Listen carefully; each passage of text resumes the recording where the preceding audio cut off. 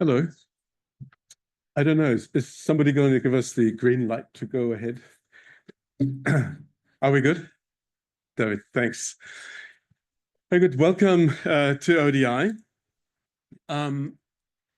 We have with us Ugo Gentilini today, and I think we're going to have a really interesting and animated debate. Let me first say a few words about Ugo, a bit about ODI in the social protection space, and then kind of lead into our discussion today. Yeah. So Ugo is the global lead for social assistance at the World Bank. He has published extensively on social assistance, most recently, of course, this book, which I am allowed to advertise, I think, right, this year. I don't know if you have like one of these things that people can hold their phones to, and they would buy it right away. But anyway, at the end, if you're interested. So Timely Cash, lessons from 2,500 years of giving people money. Ugo began his career in 2002 with the UN World Food Programme. And then since 2016, he has been producing a weekly newsletter on social protection that reaches, I believe, thousands of subscribers.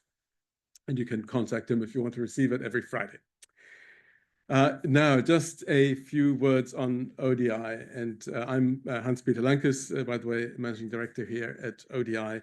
Now, ODI has a very distinguished history in the area of social protection.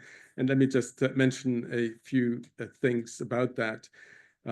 Basically, since about the year 2000, ODI sort of built a research capacity in that area that includes pioneering work on highlighting the social protection's relationship with social cohesion, with multidimensional social exclusion, with gender inequalities, with migration, and other topics. Also drawing attention to the potential role of social protection programming and of cash transfers in particular, which is the topic that we're going to look at today, in national and international crisis response and in post-conflict settings. The global evidence review that ODI conducted of cash transfers still remains one of the most frequently cited papers in the social protection literature. And more recently, ODI has done high impact work, we believe, on digitalization and social protection. And in 2025, this year, we will be supporting the Brazilian government in the implementation of the cash transfer element of the G20 Alliance on Hunger and Poverty. So just those points about ODI in the social protection space. We also hope to continue building a strong practice in this area.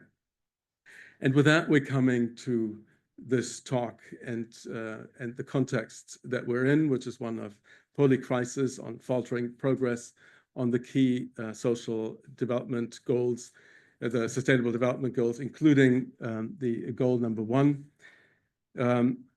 There have been, I think the estimates are about 23 million additional people pushed into extreme poverty, so going the wrong way around. Over 100 million more suffered from hunger in 2022 compared to 2019. For the first time this century, per capita GDP growth in half of the world's most vulnerable nations is slower than that in advanced economies. 7 out of 10 children worldwide still lack social protection coverage. So we're going in the wrong direction on the SDGs 1, on SDG 2, on a variety of dimensions. And the question is, what can be done about it? And the social protection, are social protection schemes a tool that we can use against poverty? We know that it is cost effective. We know that it is institutionally viable. We will see from the overview that Ugo has from what's in this book that there have been numerous successful social protection systems around the world, a lot of experiments with social protection schemes more recently that are viable even for poorer countries. So we have millennia of experience and need to learn from that history for future social protection design. So the question is, why aren't those successful experiences rolled out more systematically? So we would invite Ugo to reflect on the lessons of history for us as a social protection community, and for the large multilateral donors, of the current macroeconomic and geopolitical shifts and what this means for the financing and management of future support and provision. So with that, I'm going to turn it to Ugo, who, and this is sort of our plan here today, would have an intervention for about 20 minutes or so. Mm-hmm. Then I'm going to have a couple of follow-up questions. Mm-hmm. We'll have reflections from Anna McCord, who is unfortunately not able to be with us in person, but will be here on the screen, and then time for some audience Q&As. With that, Ugo, over to you.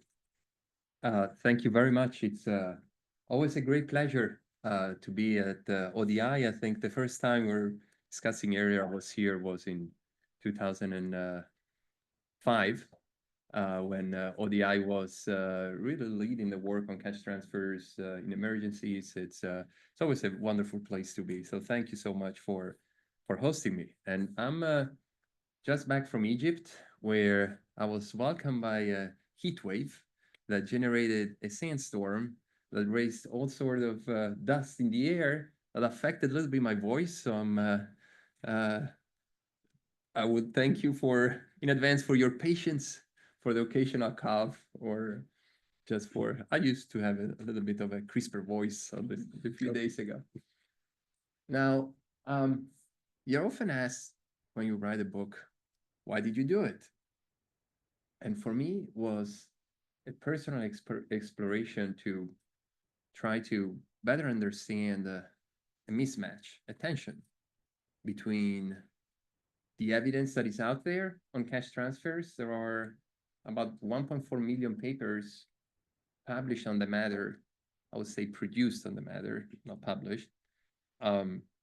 Generally positive about its evidence on a variety of dimensions: economic, social, psychological.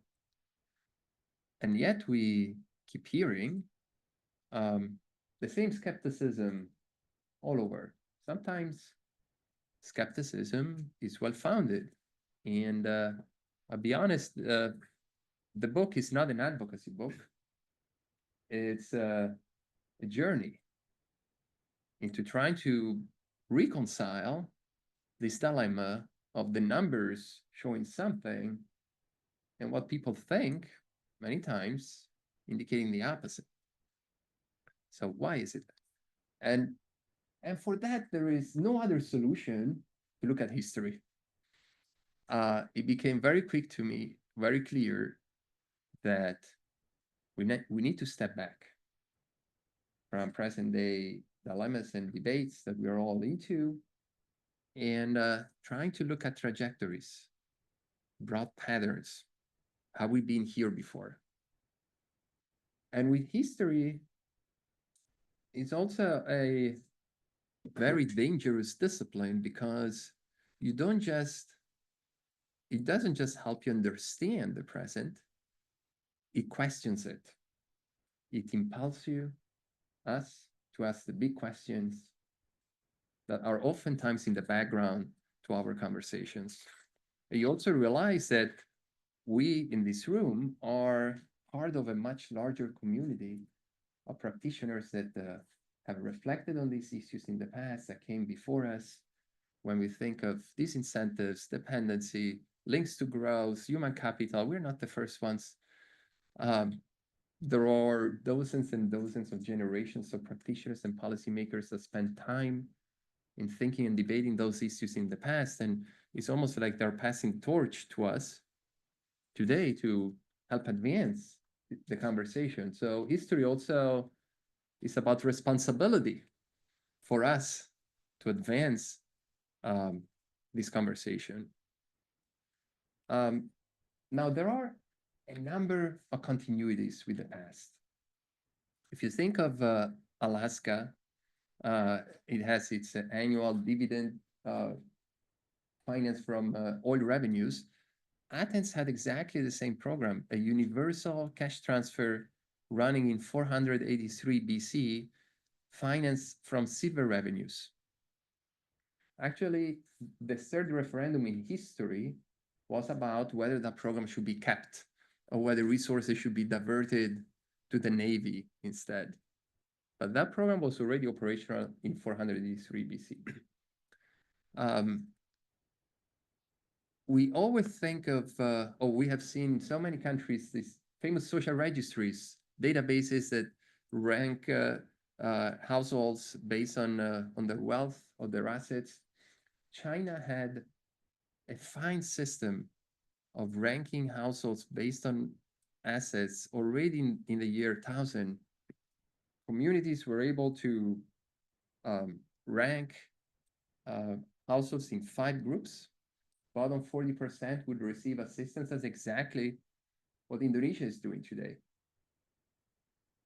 The notion of able-bodiedness that shapes the conversation on what to provide, should public works be considered or not in so many parts of the world, can be traced back, this country in particular, around the 1600s, but even in Roman time, the notion of able-bodiedness and deservingness was codified in 382.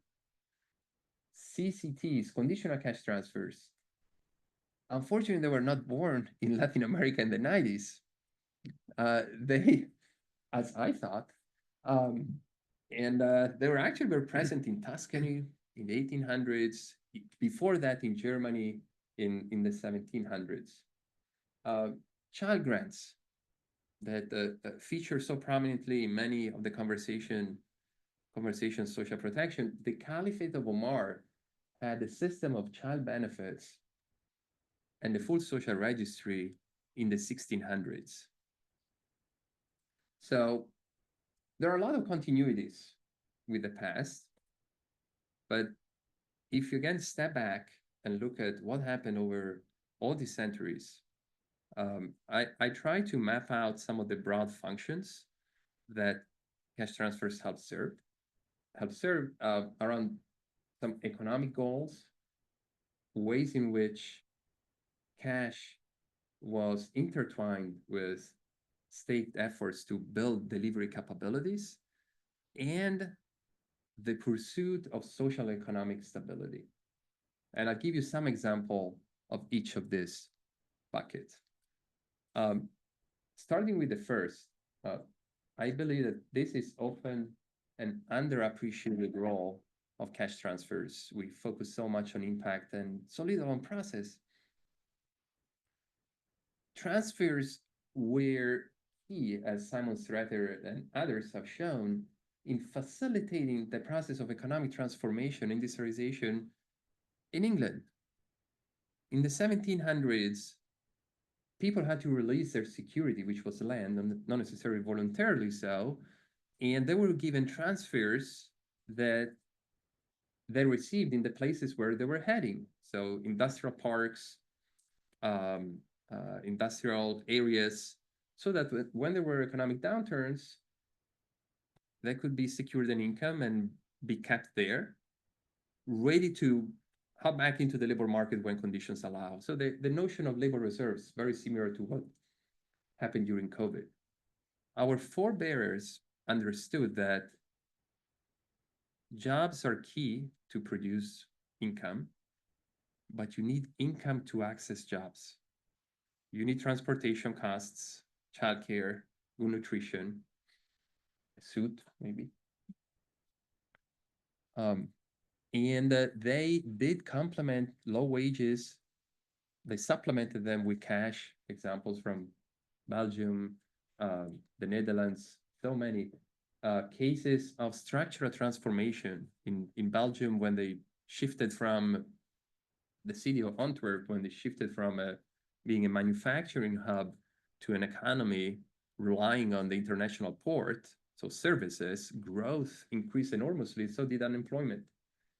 And cash transfers did function as a way of sort of a non-contributory unemployment insurance in those downturns. And while we all have the image of workhouses as sites of correcting the moral character, prison-like conditions, and that's true. That's a large phase of workhouses was precisely that. But there is also a moment in history when workhouses were sites for gathering the unemployed and organizing them around market principles and with genuine intentions for economic inclusion, with the provision of cash and other tools. So Bristol, Elberfeld, Hamburg, Munich did have all these experiences in trying to really include the unemployed back into the labor market. So it's sort of a micro-industrial policy. It didn't work ultimately because of the sweeping forces of industrialization, war. But there was a moment before the workhouses were the workhouses that we know. And some of the principles that animated economic inclusion experiences do resemble very much some of the modern economic inclusion programs around the world. If I may turn very quickly to the second bucket, food security is the main theme that runs through the book. We love the idea of anticipatory cash transfers. We all discussed that today. India and Bangladesh had a system of pre-positioned cash transfers and food transfers in advance of droughts with the whole logistics around it, 250 BC. This graph that we often use for the expansion, horizontal and vertical of social protection, more coverage, more generosity. China in the 1600s had a system of forecasting weather and its impacts on grain prices, and they would set aside and advance some of the transfers as a response. They had also a system of poorhouses where transfers size was connected to age to deal with age-related risks. And my home country, Italy, did have, in addition to the well-known food subsidies, a set of permanent cash transfer schemes. It was called Alimenta, active in 40 cities, financed progressively.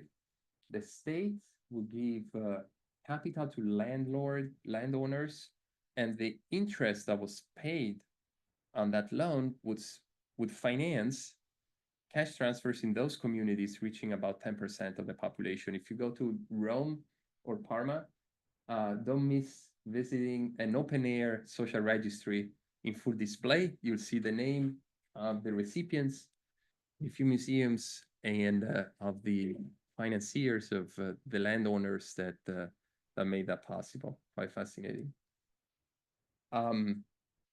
Price is a big part of the story.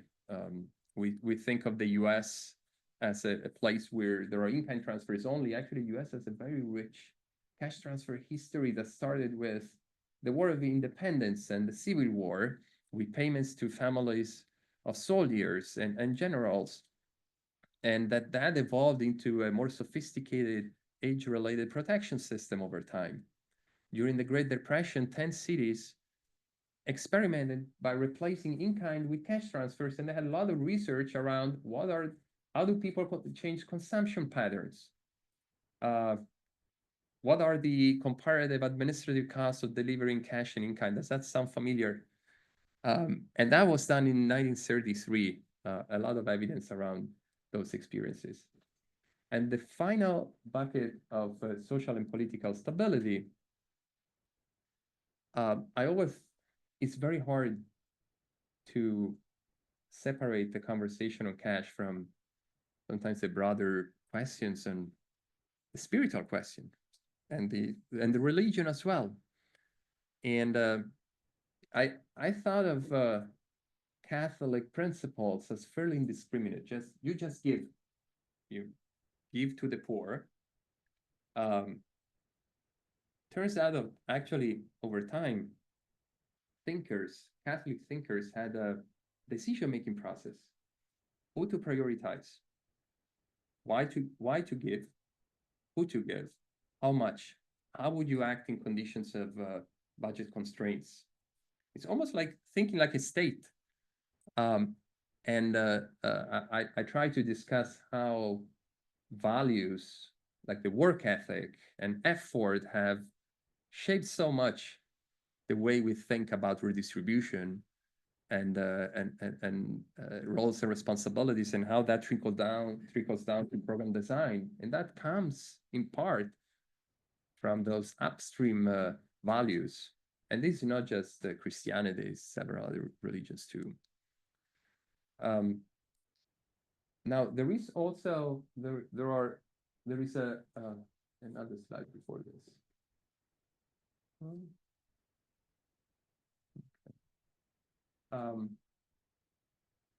Okay, there is a missing slide.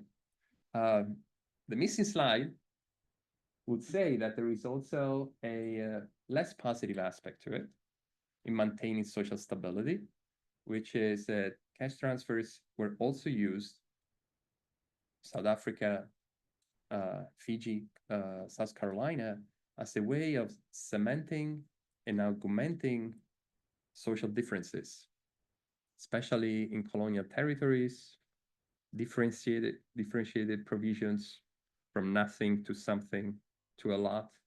So it kind of amplified those divisions. So it's not always a positive story. Of course, the high food prices are another big element of social stability, and transfers have been used. There is some econometric work from the UK and elsewhere as a way of taming discontent as a result of high food prices. And I also took a look at the more recent history over the past 40, 50 years on how transfers were used as part of gaining political traction. Think of the US and the Yang in 2020, but also Malawi, other countries where cash transfers are part of the campaign platforms. And things can go either way, but interesting, I think, on how politicians are more attuned to cash because of its visibility. One thing is you get your check in the mail, and one if an obscure tax cut or a subsidy increase, that it's less visible, it's less tangible. And I think this has changed a little bit the politics around cash too. Now I'm almost done. I would like to say that yes, there is all this diversity in the goals of cash, the economics of it, state delivery, social cohesion and stability. But then there is sort of a pattern that appears to recur. And the pattern is one where there are these structural forces that generate needs, economic transformation, demographic changes, plagues. Cash transfers have been provided to meet those needs, but there is a moment when policymakers realize that there is a coexistence of cash provisions and those needs. So why don't they work? Weren't they supposed to address the problem? Then there is a switch in narrative in causality. Maybe cash is a problem, and the people are receiving them too. Hence, there is a tightening of provisions so that those that truly deserve it will get it. More conditions are attached, more difficult to people to access them, so that those that are only truly desperate will go all the way to get them. Less cost for the states, more cost for society. People engage more in criminal activities, worse nutrition, more hospitalization, overburdening family and informal networks. Lower cost for the state, higher cost for society. The cycle then begins again. So that seems to me a sort of a recurrent pattern, and I'm afraid we're seeing some of that today.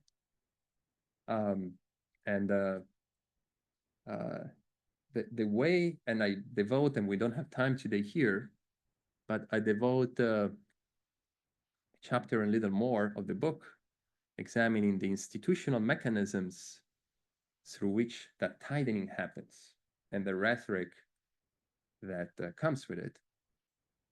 And here I would just highlight one of those mechanisms, which I think was fairly consequential for the way we think about cash. And one channel through which this happened was by elevating the institutional home of cash transfers from the local to a higher level of management. And what happened in Britain in 1834 with a report that then informed the new poor laws is fairly extraordinary. If you read that report, it's almost a set of talking points against cash. And it was largely, I mean, the founding fathers of economics were no supporters of cash. And particularly Jeremy Bentham and the thinking around the time really infused that report.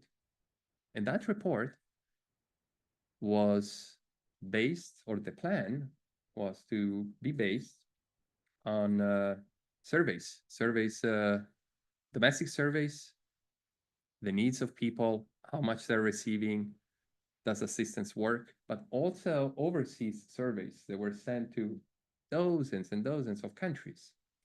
So all this information had to come back and inform the report, except the report was written before the evidence came back. So you look at the executive summary of the report, it's an ideological statement reflecting a very particular view of human nature and what causes poverty, where the narrative is, it helps a little bit now, in the long run, it's detrimental for your effort, for your character, for your fertility decisions, for your labor market efforts. So that's a report. And you could almost draw a line from that report and how the policy decisions were made in 1880 India, and later the introduction of workhouses in the early 1900s China, public works in Sudan in the 1920s, the whole conversation of the negative income tax in the US in the 60s and 70s, and the reforms of the 80s and 90s. So if you were to read the book, don't read this. Read Albert Hirschman. He has called out a blueprint of rhetoric on how to make the case against transfers, despite the evidence to the contrary, that I believe is still very much alive today. And this is my last slide. I would have had a hard time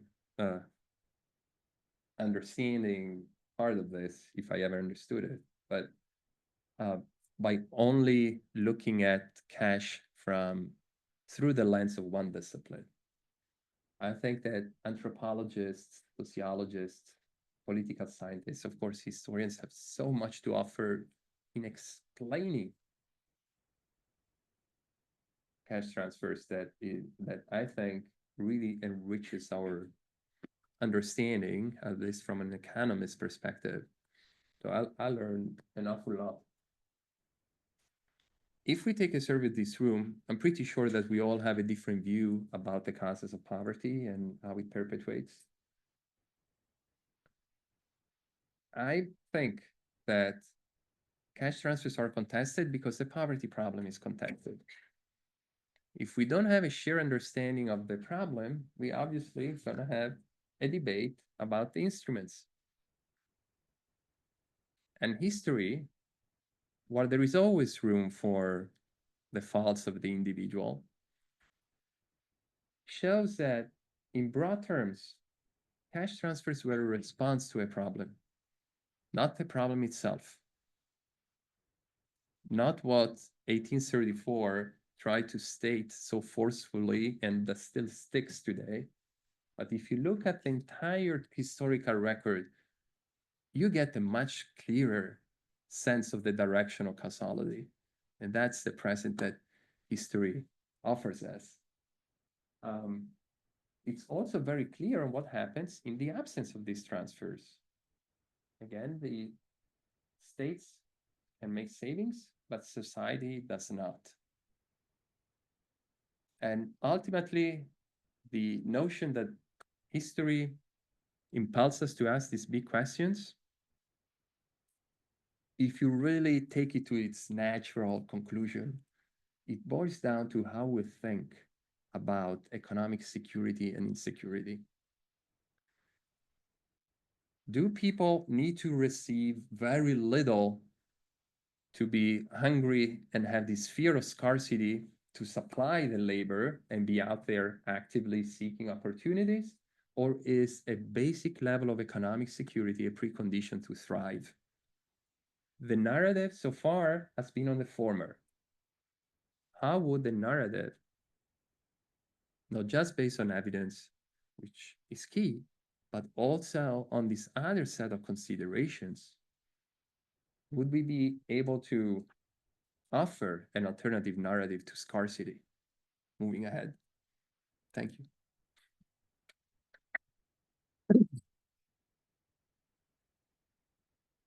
Thank you very much, Ugo. This was fascinating. So we're all looking forward to reading the book. The insights from history and the way that all these debates that we're having have been there before is quite impressive. We will know that there's nothing new under the sun, but it's great to have that in the evidence. I had a couple of questions to follow up, but I also want to give Anna McCord a chance to come in. So let me just make one little point here, and that's you've already gotten into it in a way. Why don't we learn from the evidence? And so what seems to be happening is that evidence gets distorted into narratives that then stick and that stick with preconceptions, and those preconceptions are sort of deeper than what you can do with evidence. But if you look at how social protection programs are sort of constructed, designed, rolled out today across countries, do you see countries learning from the evidence? What is it that drives learning across the countries, and what is it that drives replication? That's kind of your business in the World Bank, I guess, right? Should ask Martin. It's a very hard question. What drives learning? Now, in a book that Martin and I have been working on, there is a section that tries to explain scale up, recent scale up. And there is certainly an element of evidence generation and sharing that has been very positive and inspiring others. But it depends what is the bottleneck. If the bottleneck is an incomplete understanding of what cash transfers are, how far can they go, then that helps. If the bottleneck is of a different nature, there can be technical constraints, which are very reasonable. There are a number of countries at the moment where you wonder how far they could go in this agenda because of the very context of fragility, and there can be actual bottlenecks related to delivery. But if the bottleneck is a genuine skepticism rooted in your worldviews, then the conversation, that's the most interesting part, is unpacking why people think the way they do. And in my experience, after a very brief moment where you don't seem to connect or be able to reconcile what that person thinks and what the evidence says, there is a moment, however, when then some common ground emerges. And there is almost this instinctive reaction to cash that is something exceptional, temporary, that should be granted really in special circumstances. The labor market is the main vehicle for upward mobility. All the rest, just get out of it as soon as possible. That often is in very instinct of many.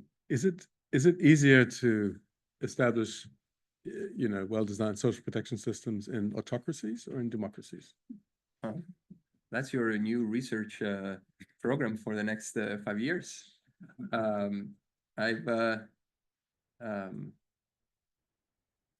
It's actually a fascinating one. I could hazard a few explanations offline, maybe. I'll give you some time to think about that.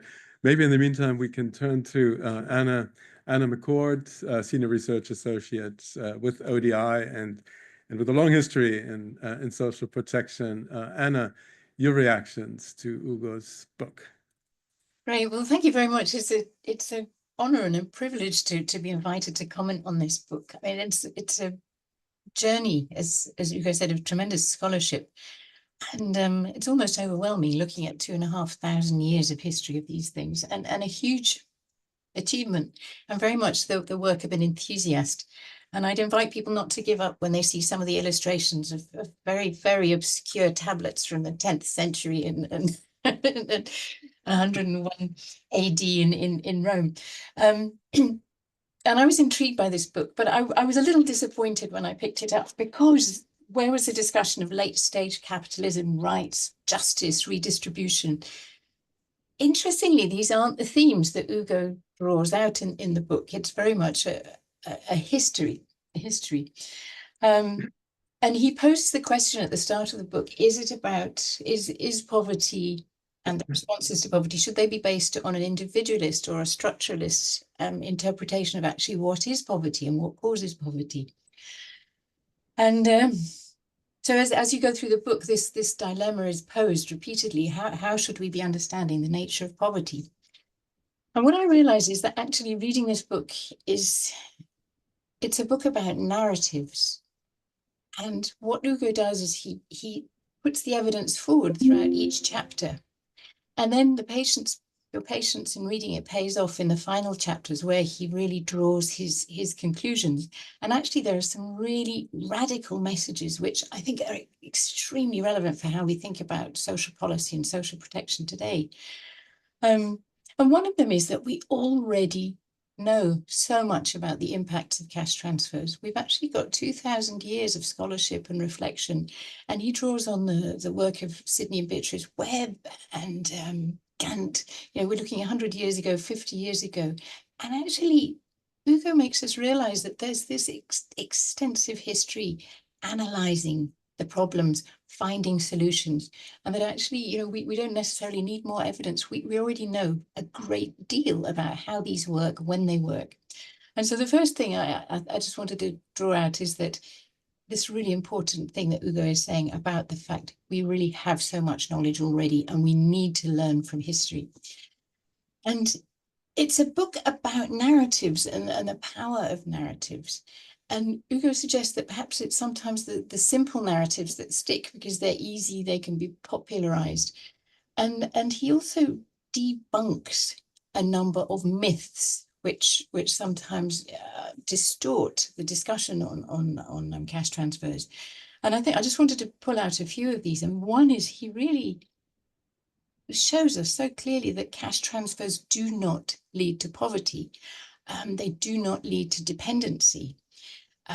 He challenges the view, the idea that poverty is something which is due to individual failings, which we still see so much. We see programs which attempt to respond to poverty on an individual level, cash transfer programs.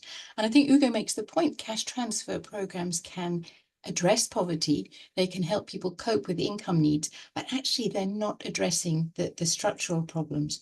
And in fact, if you read through to almost the last page of the book, Ugo says, as we extend the time horizon, the more structural explanations of poverty gather salience. And to me, that's perhaps one of the most important parts of the book. He looks at the evidence and says, actually, poverty is structural. It's not about individual issues. And then he makes the point that the cash transfers aren't a shortcut to addressing poverty. They're a way of compensating people who have been affected by structural developments, but they're very much not about addressing the fundamental structural issues which generate poverty. And I think that's really important because that's one of the rather simplistic narratives which has come into the cash transfer discussion in the last 10 or 20 years. People thinking that cash transfers can be a shortcut to addressing poverty. And I think Ugo really makes this case clearly. There's just one or two other really important insights that he presents that I'd like to share with us. I think if we look at his final conclusions, he says that actually cash transfers reveal the cost of progress. And I think this is a fascinating way of looking at them. He sees how at times of turbulence, social disruption, economic disruption, that's when we see the creation of cash transfer programs to try to stabilize society. And he says that actually they reveal the cost of the collective standard of living. And that as the collective standard of living raises for some people, others are actually paying the cost through the way that they're engaging in the labour market, excluded from the labour market, poorly paid within the labour market. And at these points, this is when social protection is necessary. And I'd like to extend that analogy. Ugo says we can look at the past and see who in the past paid the cost of our current standard of living. But in fact, I think it's useful to extend that if we think intergenerationally, because actually our consumption, the patterns of our economy now are going to have poverty costs into the future if we're thinking about the impacts of climate change, pollution, ecosystems disruption. But also, if we look at it from a contemporary perspective, the cost of our standard of living now is very much being paid by those in other countries who are supplying us with the resources that we're consuming, supplying the commodities that go into our consumption, and who are paying the price for the kind of ecosystems and climate impacts that we're seeing. So I think that's a really key idea, this distribution of the cost of progress that are revealed by Ugo's book. And finally, Ugo says that the book is that his argument is that cash transfers are a response to turbulence. I think that's a marvelous way of looking at it: social turbulence, economic turbulence. And he illustrates how they've been put in place as a response to financial systems crises, particularly after 2008. That's when Ugo in the bank was really looking at the extension of cash transfer programming. And he talks about the need to make sure that the institutional architecture to respond and manage these kind of crises is commensurate with the risk.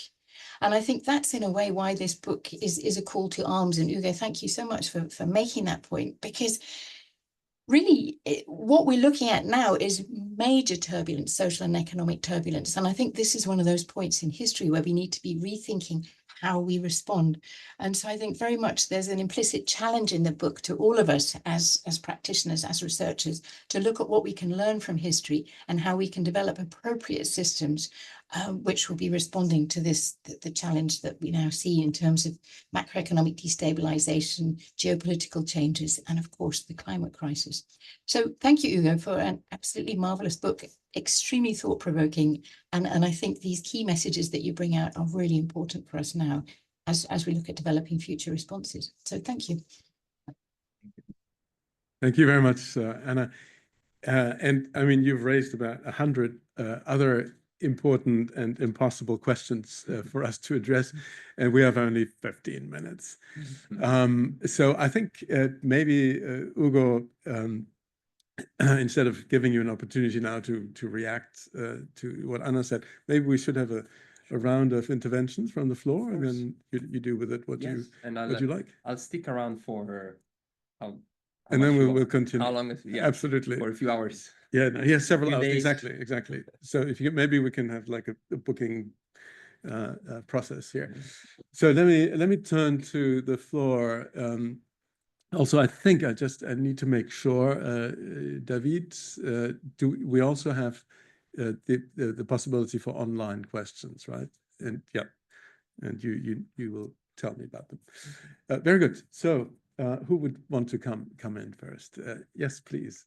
Hi, thank you very much. Brilliant presentation, and absolutely intrigued to read the book, get my hands on it. It's looking very tantalising there. My name's Sophia Swith, and I'm a independent consultant working in the humanitarian and social protection space. I was really intrigued to see all of those examples and noted that the examples that you drew from history are very much about domestic narratives for domestic cash transfers and social protection systems. I wondered if you've got any thoughts on the evolution of narratives and ideologies around international support for cash transfers and social protection elsewhere, and what we can learn about when those ideologies and those narratives come into tension and conflict with support for domestic, as we're seeing now. And maybe into that, if you've got any observations about the evolution of those narratives in multilateral development banks, including the World Bank, where you're sitting, if you feel able to say that. Thank you. Thank you, Sophia. Shall we take a couple more, Ugo? Yes, of So course. maybe if you want to take. Thank you. This is Marika Angstimi, Ugo's co-author in another paper, but I'm working in development pathways. I was just really hard trying to think what would be new. I mean, everything has been done already. That you've made it very clear. But something which might be in the book, unfortunately, I haven't read all of it yet. What about this, not cash transfers themselves, but the idea of absolute equality of people?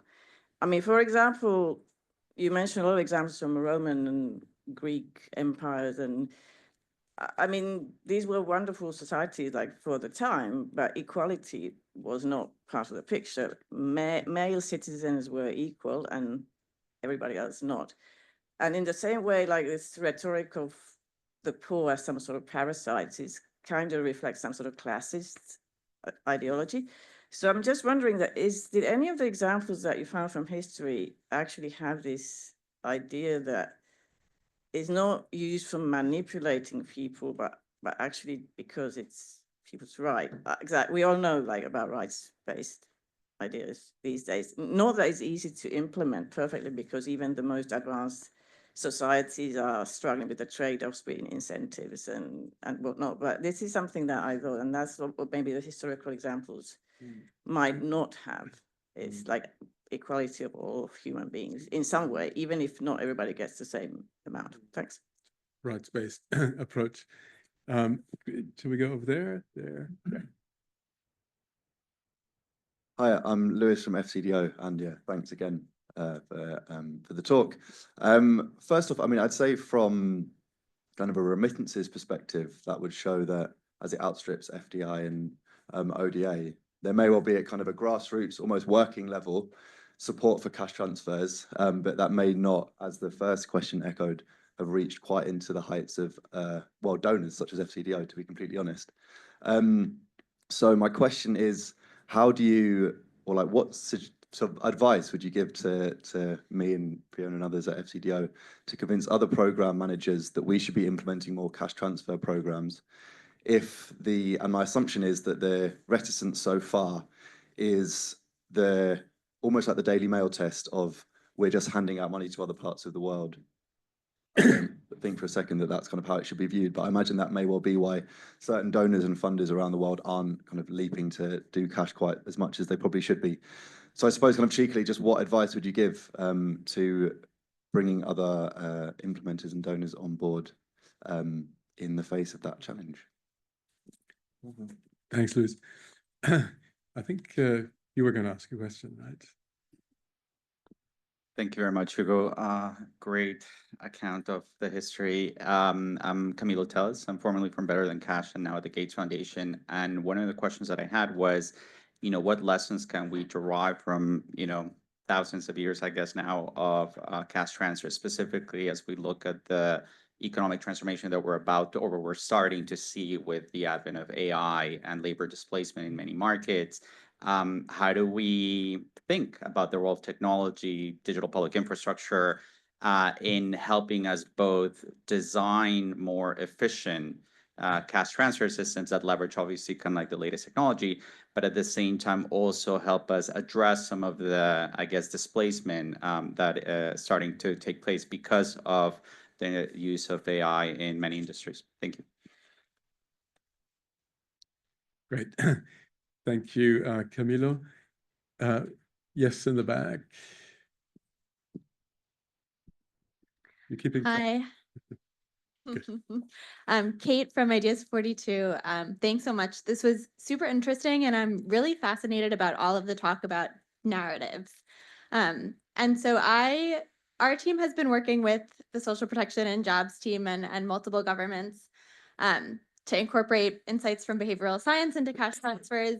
And our team in the US has recently been doing a lot of work about understanding the narratives around poverty.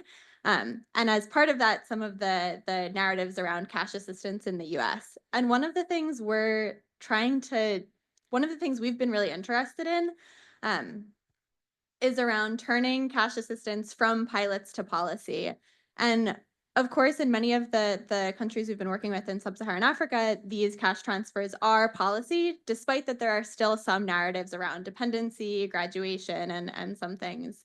But I think one of the things that this really made me think was about this cycle that you brought up. And if this is a cycle, I mean, one of the things we've been thinking about is, are there lessons about the narratives about cash transfers and these policies in sub-Saharan Africa that we can apply to the US?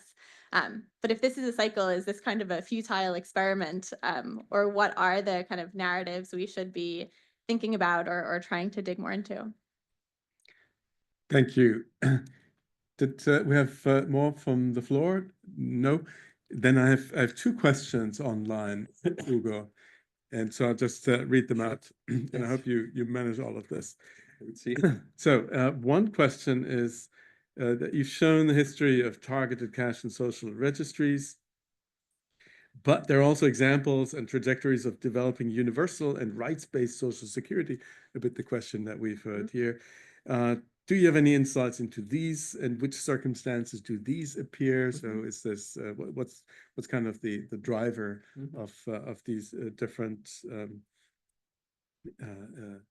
approaches?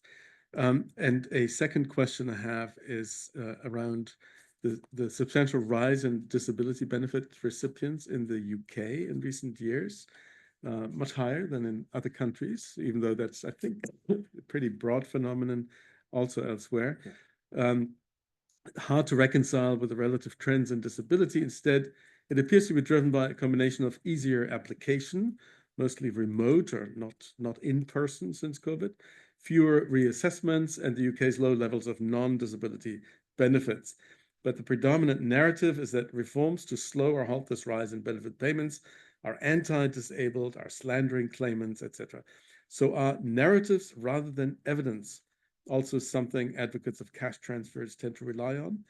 And is skepticism needed on both sides? Complicated question. Yeah. But Ugo, I think I've counted 8 questions. That's okay. And comments. Over to you. No, thank you.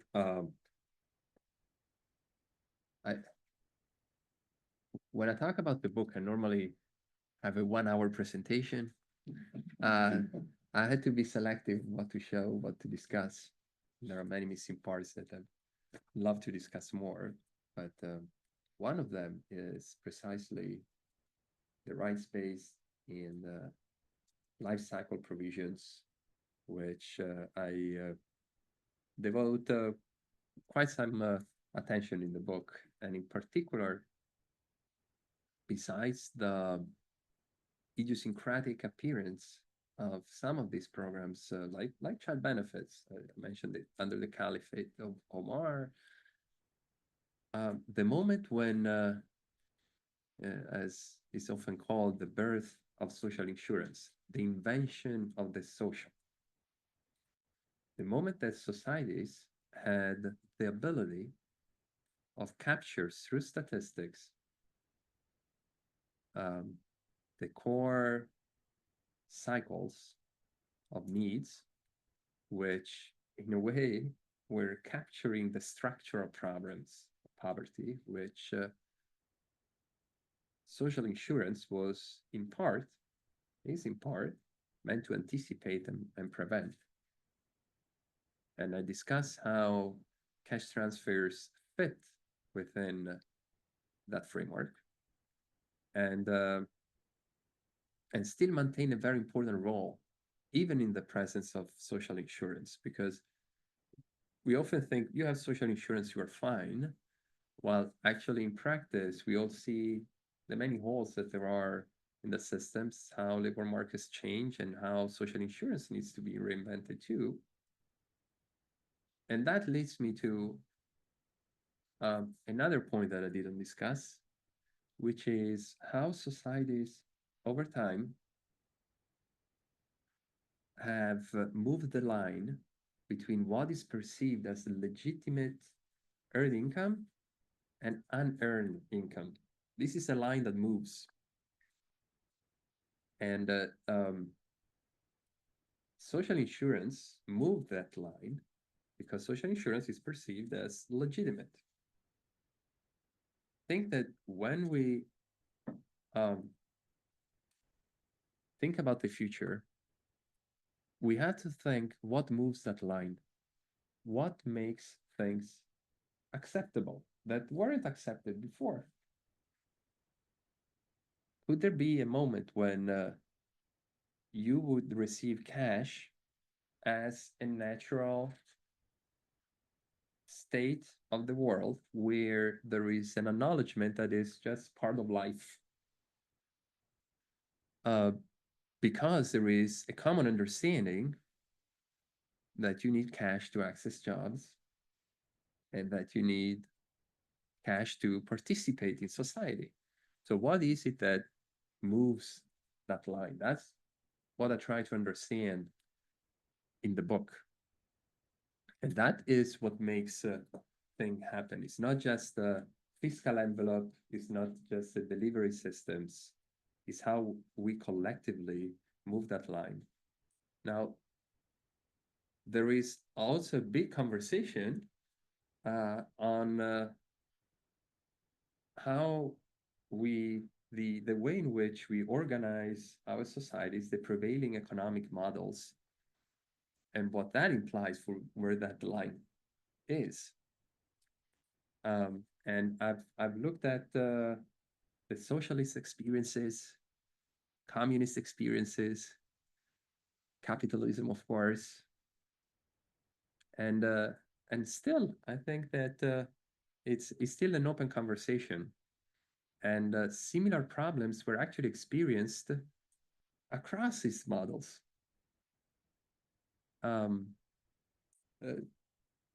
The issue of speaking of across models, I hope I didn't get too much of an impression, which I think I did, of cash transfers being largely a domestic issue.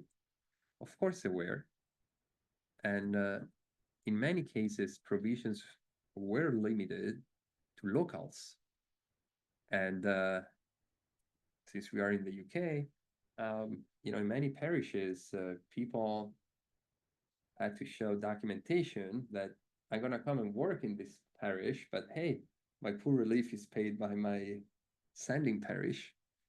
There has been always an issue of localization. But then, because of the nature of the risks that are faced, the risk pool, has been broadened. Parishes that were the main administrative device for the provision of assistance gradually were expanded into units because the risks are larger and you need a broader pool. And if you extend that, you would see that it's very likely that that pool is traveling towards becoming a global pool. The nature of the crisis that we face, of course, are interconnected and generally global or regional. So the idea of portability, of thinking of institutional arrangements that are in line with the nature of the risks that we face, are getting us towards really an international dimension where, if history is of any lesson, we would need to think more about the relationship between mobility and portability of benefits. In the 1500s, there were over 20 cities in Europe that took over responsibilities for provisions from the church. Plagues and demographic changes and economic transformation were generating an amount of need that the church simply wasn't able to sustain, and the state took over, the city-states. And the broad blueprint that was devised at the time on who deserves, who doesn't, why should I give assistance, still is very much present today. But the point I want to make is that those cities were learning from each other. There is evidence of officials from Austrian cities learning from London, from Brussels, Zamora. What we think of today as South-South learning, policymakers have been learning forever, and in very rudimentary ways, but knowledge was exchanged. When I spoke about the influence of 1834, that's already an international dimension. If you look at how China managed its workhouses in the early 1900s, and you could see that there is work, Egyptian dust, of a clear influence, a clear inspiration on the British model. Famine responses, the famine codes that were developed in India, temple rations, all of that comes from the thinking in Britain about the welfare state. I think that there is actually a connection between how the welfare state looks like in a country and its international aid policy. So those two is hard to separate them fully, because they all source, I think, the way in which they are conceived and the attitudes towards their distribution from a common source. So if you want to influence international assistance, I think you also have to work on the domestic side. I know that you're about to interrupt me, saying, "Oh, Yes. you're talking too much." But No, I'm not saying you're talking too much. I'm saying we gave you too little time. Okay. But that little time is Okay. over. But we will be I have several continuing. points, As you yes. said, you offered yourself for Yes, yes. hours. Okay. So we're going to continue out 2 there p.m., yes. with the coffee and the few drinks, and Sure. some of the questions that have been raised, maybe you can go into bilaterally. I took, I mean, this was such a rich debate, lots of stuff to think about. I took from it that learning matters, and that we need to continue building evidence-based and approach the politics with that evidence-based. I also understand that narratives differ in countries, and we need to understand the narratives around that. They differ internationally. So if we want to be effective with our evidence and our advice, we need to adapt to the narratives and understand those as well. With this, I think we will have to leave it. We will have to ask everybody to get this book and engage with Ugo in many different ways. And I hope, Ugo, that we will be able as ODI to engage over the coming periods and see a bit how the lessons from your book can be applied to policy advice. So thank you very much. Thank you. Thank you everyone for having us.